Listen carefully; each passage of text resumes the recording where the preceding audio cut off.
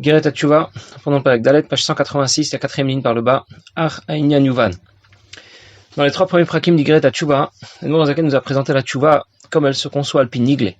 Ça veut dire selon les enseignements de la partie révélée de la Torah. Dans le premier Perek, l'Admor HaZaken a d'abord défini ce que veut dire faire Tshuva, prendre la décision d'obéir en toutes circonstances, ne plus jamais désobéir. Faire Tshuva, ça ne veut pas dire jeûner. Faire Tshuva, ça ne veut pas dire donner la tzedaka ou faire une autre mitzvah. La Tshuva est donc orientée vers l'avenir, avec cette décision d'obéir à partir d'aujourd'hui. Le jeûne ne remplace pas la Tshuva. Cette décision ferme qu'on attend de nous. Malgré tout, le jeûne peut être très utile. Il permet d'éviter les Issourim, ou bien au contraire de le précipiter pour accélérer notre kapara. Il permet de mettre à niveau notre Tshuva si notre Tshuva était motivée par de la crainte pour Dieu et par de l'amour pour Dieu. Et dans le deuxième Perek, l'Admor HaZaken a expliqué que le jeûne pouvait aussi être utile pour retrouver l'agrément de Dieu comme avant la faute, pour retrouver la face devant Dieu. Et l'Admor HaZaken a rapporté le nombre de jeûnes recommandés selon le Harizal pour différentes sortes de fautes. Mais ce n'est qu'après avoir fait Tshuva, qu'après avoir obtenu la kapara, que l'on peut envisager de jeûner. Dans le Perek Gimel, l'Admor HaZaken a expliqué comment procéder si l'on a commis plusieurs fois la même faute. Et si après avoir fait Tshuva, on souhaite jeûner pour retrouver l'agrément de Dieu comme avant la faute, alors la vie intermédiaire retenue demandait de jeûner 3 fois le nombre de jeûnes recommandés par le Harizal pour chaque faute. Et puis il nous a expliqué qu'à notre époque, on n'avait pas la force de jeûner. Il nous a donné tout un programme qui associe des jeûnes que l'on va étaler sur plusieurs années en hiver, d'autres demi-jeûnes que l'on va étaler dans le temps. Et surtout, il nous a expliqué que la tzedaka sera pour nous le substitut de choix, parce que on a même plus les moyens de tenir les comptes. Et dans ce cas, on devra donner énormément la tzedaka après avoir fait Tshuva pour retrouver la situation antérieure à la faute. Mais si quelqu'un a fait Tshuva, il a fait une Tshuva convenable. Rien ne garantit tout de même qu'il ne va pas récidiver. Pour ne pas rechuter, il faut avoir bien compris quelles sont les conséquences de nos fautes, les conséquences catastrophiques de nos fautes. Quand on comprend quelles sont les conséquences de nos fautes, sur le plan spirituel, alors on sera beaucoup plus motivé et on évitera de rechuter, de recommencer. C'est le sujet de la nouvelle série de chapitres qui commence avec le Perek Dalet. L'Admor HaZaken, à partir du Perek Dalet, nous présente la Tshuva sous un autre aspect, comme elle se conçoit cette fois Al Pi Chassidut. Ça veut dire selon les enseignements de la partie profonde de la Torah. Il a commencé par 3 introductions qui étaient présentées sous forme de questions. La première, à quoi correspondent les 2 formes de Tshuva dont parle le Zohar, que l'on a appelé Tshuva Tata, la Tshuva inférieure, et Tshuva Ila, la Tshuva supérieure. Et que veut dire ramener le Hé d'en haut et le Hé d'en bas? La deuxième question, comment expliquer que Tshuva Tata, la Tshuva inférieure, ne fonctionne pas pour Zera Lavatala, pour la perte de semences, alors que Tshuva Ila, la Tshuva supérieure, va permettre d'effacer cette faute? La troisième question, pourquoi quand quelqu'un a transgressé une faute passible de Karet ou Mita B'dei Shamayim, d'être retranché de la vie ou d'être exécuté, à une certaine époque, il mourait immédiatement ou au moins relativement rapidement. En tout cas, il ne dépassait pas 50 ou 60 ans. À une autre époque, au contraire, quelqu'un a pu commettre ce genre de faute et va pouvoir vivre de longs jours dans le confort et la tranquillité. L'Admor HaZaken va maintenant nous expliquer quels sont les dégâts provoqués par nos fautes sur notre corps, sur notre neshama, sur Dieu qui l'accompagne. Et pour ça, il va préciser d'abord quelle est l'origine de notre neshama, d'où elle provient, où elle prend racine, pour nous dire que quand on commet une faute, eh bien c'est tout ce système qu'on a affecté jusqu'à son origine. Alors je commence à lire dans les mots. On va comprendre cela d'après ce que dit le Pasuk. Le peuple, Bnei Israël, sont une partie d'Akadosh Baruch Hu. Chelek Mishem Havaye, une partie du nom de Dieu. Je vais revenir tout de suite après, je continue pour l'instant à lire. Qu'est-il comme c'est écrit? Vayi par be'apav nishmat chaim. Dieu a insufflé en lui un souffle de vie. Uman de nafar, mitoche nafar, choule. Et celui qui souffle du fond de lui-même. Donc quand on souffle du fond de soi. Pourtant Dieu n'a pas l'image d'un corps pour qu'on dise qu'il a soufflé ou pas soufflé. La Torah utilise un langage que l'homme peut comprendre. Il y a une grande différence pour un homme. Par exemple, entre le souffle qui sort de sa bouche quand il parle et le souffle qui sort de sa bouche quand il souffle. Quand il parle, l'énergie, le souffle qu'il utilise est relativement réduit. Et donc il n'investit pas toute sa force, toute son âme dans ce qu'il est en train de dire. Mais quand il est en train de souffler, alors là ça vient du plus profond de lui-même. Ça vient du plus profond de son nefesh roulé. Je vais reprendre ce que vient de nous dire l'Admor HaZaken. Il y a un pasuk, Parashat Ha'azinu, qui dit Chelek Hashem Amo, Bnei Israël sont une partie de Dieu, et la suite du pasuk dit Yaakov Chevel Nachalato.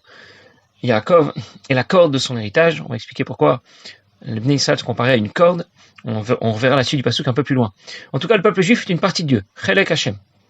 Le passouk précédent raconte Yatsev Gvula Tamim le Mispar Bnei Israël. Dieu a établi les territoires des peuples, le Mispar Bnei Israël, pour le nombre de Bnei Israël. Ça veut dire, quand les êtres humains se sont plusieurs fois révoltés contre Dieu, d'abord il les a submergés avec un déluge. Ensuite, ils ont recommencé, il les a éparpillés, 4 coins de la terre. Pourquoi ne pas les avoir encore une fois submergés?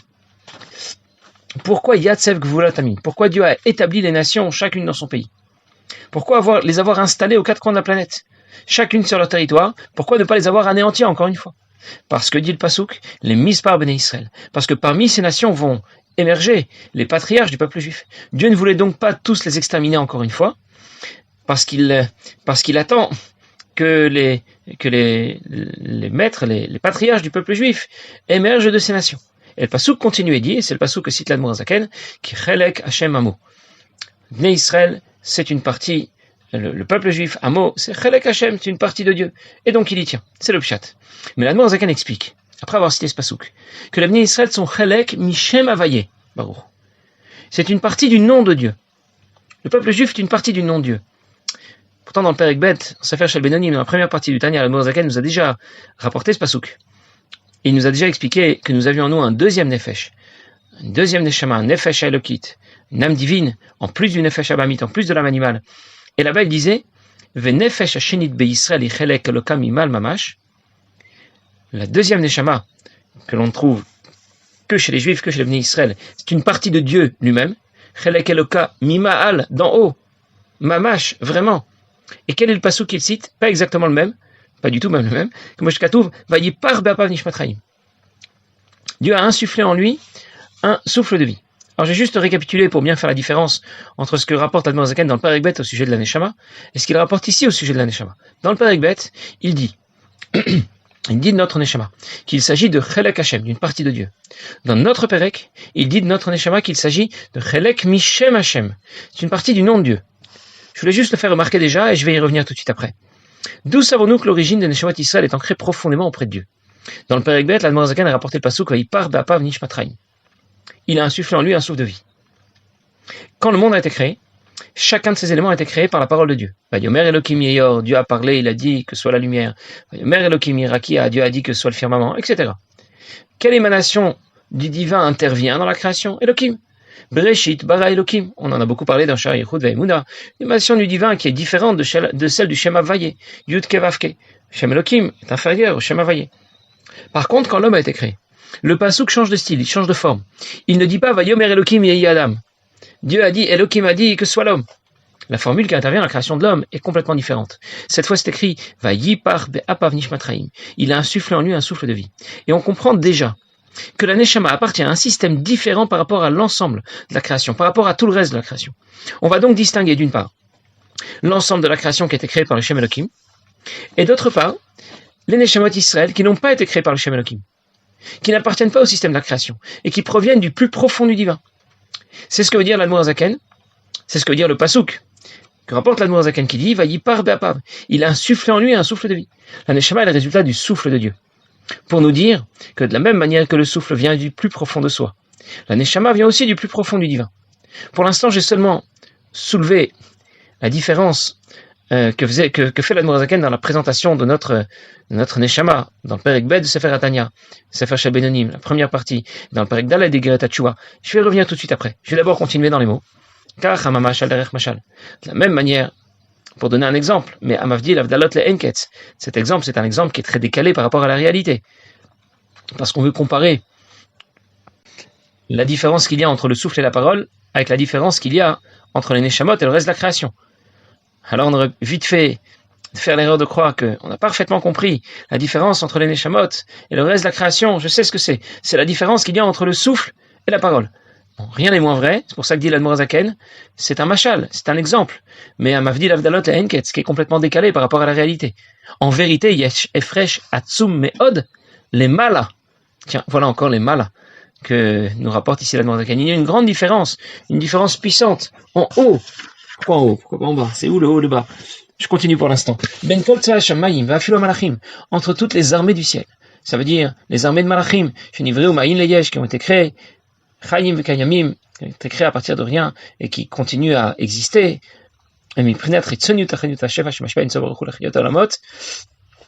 partir de ce qui émane du divin, mais qui est moins profond et qui est dirigé vers la création. C'est ce qu'on appelle le souffle de Dieu, par le souffle de Dieu. Alors c'est le souffle qui sort de la bouche et qui est associé à la parole. Il s'agit du souffle, de l'énergie qui appartient aux 10 paroles par lesquelles le monde a été créé, qui correspondent aux vecteurs dont on a beaucoup parlé dans Shari Yichud Ve'emuna, qui sont constitués d'un réceptacle et d'une lumière. Voilà, il le cite, comme on a déjà parlé dans Shari Yichud Ve'emuna. Virgule, bien sûr il n'y a pas de virgule dans le texte, mais ici il faut mettre une grande virgule. Il y a donc une grande différence entre tout le reste de la création, depuis le malachim jusqu'aux minéraux, Uven Nishmata Adam, et la Neshama de l'homme. La phrase continue, mais je vais m'arrêter là, parce qu'il y a certaines choses à expliquer déjà. L'exemple qui compare le souffle et la parole d'une part, avec la Neshama et la création d'autre part, c'est un exemple qui n'est pas encore à la hauteur du véritable décalage qui existe entre les Neshamot et la création. On ne peut pas comparer les Neshamot et le reste de la création. C'est incomparable. La Neshama est déjà différente par son origine. L'origine de la création, c'est le Kim. L'origine des Neshamot, c'est le Shem Havayé, le Shem Hashem, Yud Kevavke. Et dans Shari Yichud Ve'emuna, on a comparé le Shem Hashem, Yud Kevavke, au soleil, et le Shem Elohim à sa gaine protectrice. On comprend qu'il y a une très grande différence, qui Shemesh ou Magen Hashem Elohim, disait le Pasuk. Pour nous dire le décalage énorme qu'il y a entre Elohim et le Shem Hashem, Yud Kevavke, les 4 lettres du nom de Dieu. Et c'est ce que la Noirzaken nous explique dans notre Perek. Je vais récapituler. Dans le Perek Bet de Tanya, dans la première partie, la Noirzaken disait que la Neshama est une partie de Dieu lui-même. Chelek Eloka Mimal Mamash. Dans notre Perek, dans le Perek d'Aled Yigret Hatshuva, la Noirzaken nous dit que la Neshama est une partie du nom de Dieu. Le nom de Dieu seulement. Le Shem Hashem. Alors décide. La Neshama, c'est une partie de Dieu lui-même ou c'est une partie de son nom? Et nous allons expliquer dans la suite du Perek qu'il faut distinguer la Neshama elle-même, en haut, avant qu'elle n'intègre le système de la création en direction du corps dans lequel elle va se retrouver. Et d'autre part, la Neshama en bas, après qu'elle ait intégré le système de la création, en direction du corps vers lequel elle va finir par se retrouver. Au cours de ce processus d'intégration à la création, elle va franchir plusieurs étapes. La première étape s'appelle le Shem Hashem, Yud Kevavke, qui représente le schéma des Sphirot, qui est associé au schéma des Sphirot. L'étape suivante s'appelle le Shem Elohim.